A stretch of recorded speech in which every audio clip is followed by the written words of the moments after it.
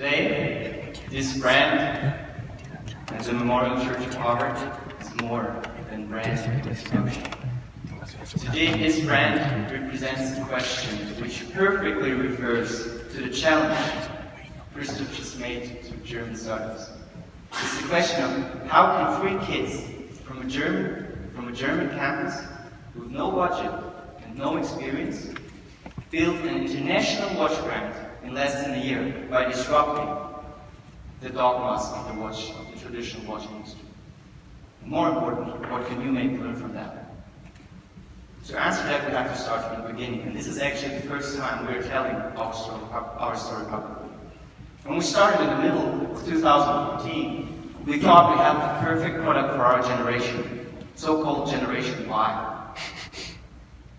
So when you think about watches, you normally know it's one watch and you wear it every day, and it looks always the same to any outfit or to any occasion.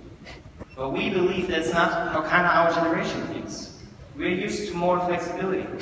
Don't judge it. We change jobs, we change residency, we even change partners more often than any generation before us. So it should be the same with your watch, right? That's why we made a watch with interchangeable straps that you could match to any outfit or occasion. And we combined it with high-quality materials by jumping all those margin killers like retailers, wholesalers, and so on, and just sold directly to the customer for an unbeatable price, for the internet, for e-commerce. And the most important thing was the meaning behind the brand. Kapten is Swedish for captain, and it represents what we feel about our studies. Freedom and adventure. After we were bored of our studies and of the corporate world in front of us. So then we had the perfect concept and we were thinking of getting things done. And this is the hardest part, getting things done. It was the most stressful months of our life for all of us because we were still studying, we were still doing our final exams. But we wanted to do it, we wanted to keep momentum for our company. So we made research for production. We started to make a website without even knowing how to code. We found the first watches. We took all of our friends, and especially hot friends, to the first marketing campaigns for our watch. And then when everything was ready, all that stress was gone. And it was changing to excitement. That we now could press the button, we could launch our online shop, and we were damn sure the whole world would love what we did and appreciate it so much. This is how we look like when we press the button. And then we did it, and we had 0 sales. There were some friends who bought the watch, so we would still talk with them, but besides that, no one bought the watch. For 48 hours, no sales. So we looked like this, but we felt like this. No magic at all. And we didn't want to give up. Because this really hurts. It's funny now, but it really hurts when you put all your effort in something, and you sweat, and you work nights, and you're stressed, you don't see friends, you don't see girlfriends, boyfriends, and then no one cares. No one cares at all. That hurts. So we needed a trick, and we needed some help.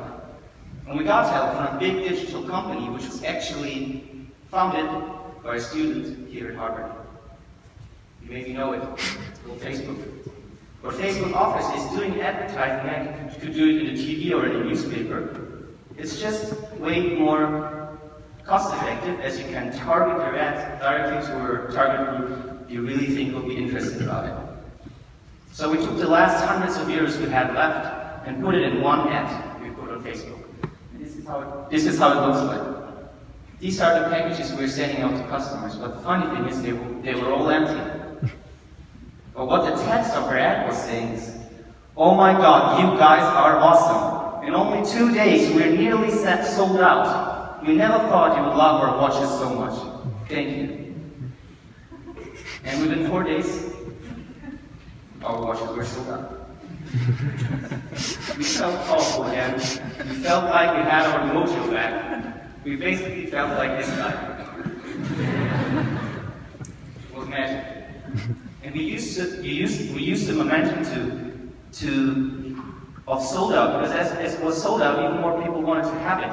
So we used it for a pre-order period, and we still got cash flow in and could finance even more watches. And then we started thinking bigger. what Christopher would demand from us. And we thought we need to get to the next level. We need some glamour, we need a star. Roger Federer we were talking to Roger Federer, but he was pretty busy with Rolex, so we found other stars. Here, Instagram. Our friends, especially the girls, were crazy about Instagram. They were bloggers with hundreds of thousands of followers, and whatever smoothie they would drink, whatever lunch they would eat, whatever bikini they would wear, their followers would want it. So we thought about giving them a watch, right?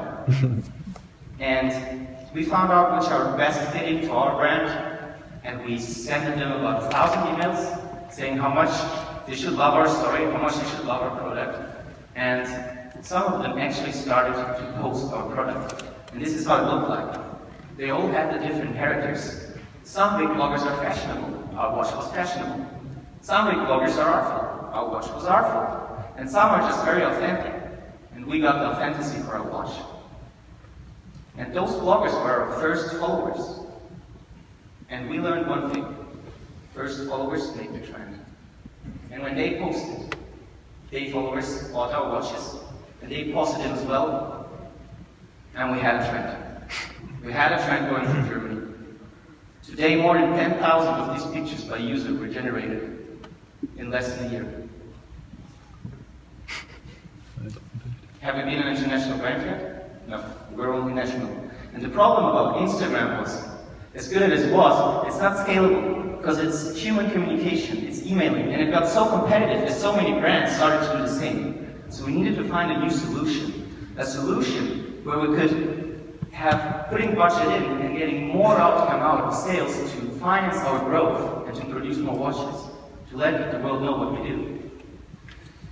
And we thought about where to go with our budget because we had money by then. In the first 6 months we made our first million, and we thought about where would we put it in.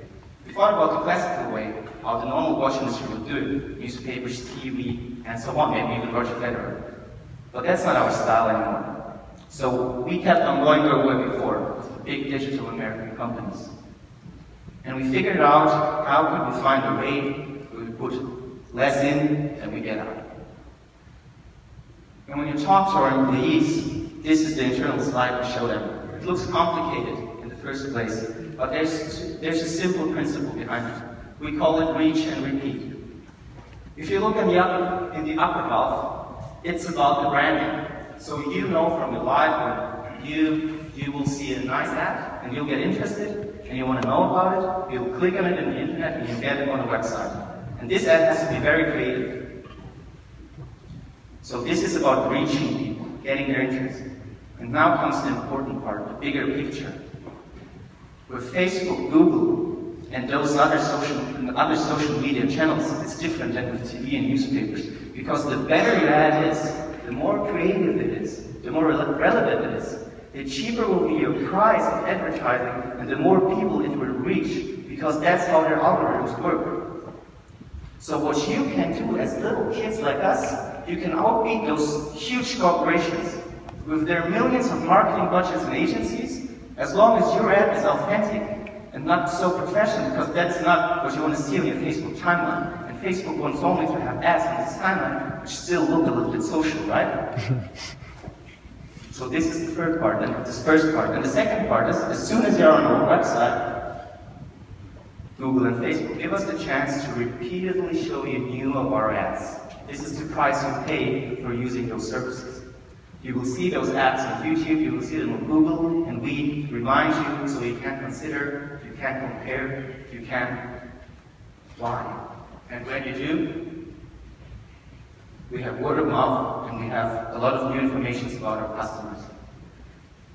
So this is what we did, and the important thing is we could scale it.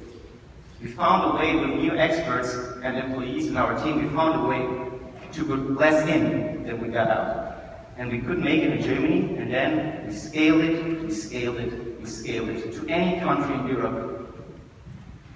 And in the end, we reached about 100 million of people in Europe. With our team of 25 employees, we were about to sell 100,000 watches in Europe by the end of 2015. And we have our first international office in Australia. The next one will be here, maybe say, in the beginning of 260. This is our idea of getting international. So the question was, how can you get an international brand? Did we make it? Maybe. But to be honest, that's not the most important thing today, and that's not what I want you to take off the speech. Because much more important is the idea behind it. We had a product, and what we did with this product, you could do with any product. We were those kids from campus, and it could be any kid from campus who can do this as well. Because today you have the chance to put your message all outside this world. 10 years ago, only big corporations, only big newspapers, only big TV channels could make the whole world know about their message. Because it doesn't matter if it's a product or an opinion, you have to advertise it, and you have to know how to do it and how to get your message all over the world. And today we live in a democracy of advertising. We, each of us, decides what ads will be seen in the world. It only depends if they're relevant and if they're creative. So, I'm definitely not the biggest speaker this weekend, and I was super nervous when I went up here, and I'm still. But I want to take all my courage to give you one last action call. Because this is what every ad has, an action call. Please be creative, please be relevant, and your message will be worth spreading. Thank you.